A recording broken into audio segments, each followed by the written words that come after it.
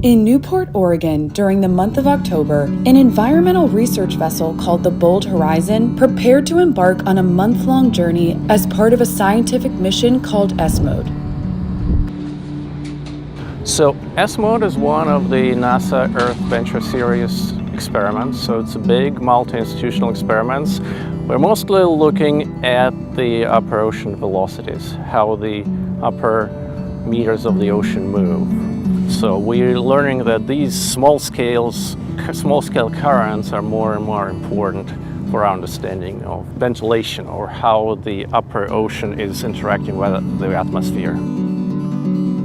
So right now it's important to, we're unpacking all our packages and installing instrumentation, making sure everything works, everything fits. We have just 2 days, maybe 3 days just to do it, and it's a lot of work. A lot of instrumentation go up top, very to the top of the ship, some go down below.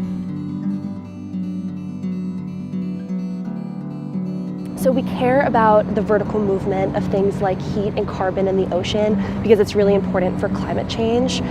So I'm on the biology team, and in terms of the biology, we care about how carbon moves throughout the ocean, because if that carbon gets deep enough in the ocean, it stays there and it's not released to the atmosphere.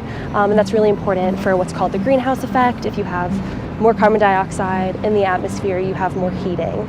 And then in terms of the physics side, we care about things like temperature and salinity, because the ocean moves around heat, and that's how the ocean controls the world's climate.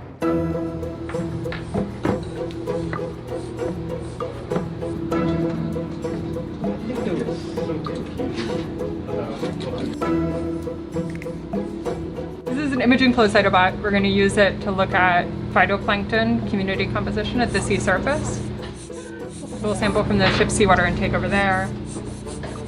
When a cell flows through the system from the seawater intake, it will trigger the lasers, and then once that happens, the camera will take a picture. Teams of scientists spent the better part of a week retrofitting the ship for their instruments and data collection.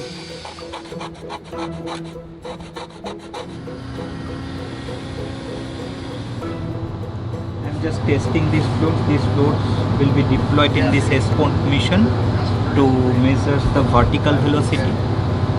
And this is the special characteristics of these floats, because it can move with the water person. So it can measure the W, means the vertical velocity.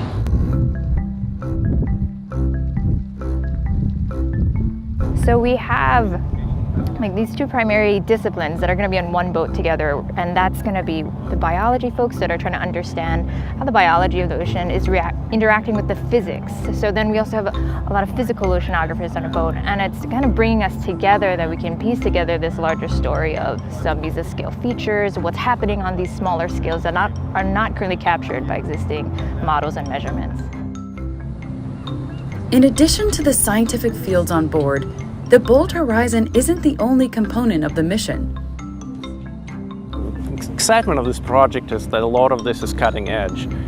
So the interaction of these multiple platforms is the biggest challenge. So we have 3 aircraft flying overhead, we have multiple vehicles on the surface, we have multiple vehicles underwater, but we will need to navigate our way through this constellation of instruments.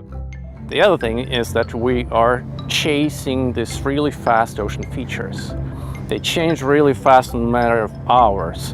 That's why having eye in the sky is a great asset. So they will be able to direct us to just the right spots, and we will try to move all our surface assets, move our ship to where the action is, and be there right in time.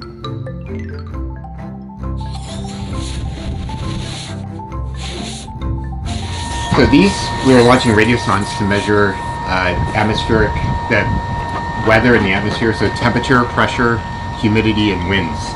And the reason we're doing this as part of our field experiment is because we know from other past evidence that the ocean can affect the weather. And when thing that we're really interested in is seeing how big of a change in ocean temperature or ocean currents can affect the weather. Part of the low cost of the system is it's just a styrofoam cup, really, and the electronics are really the star of the show here.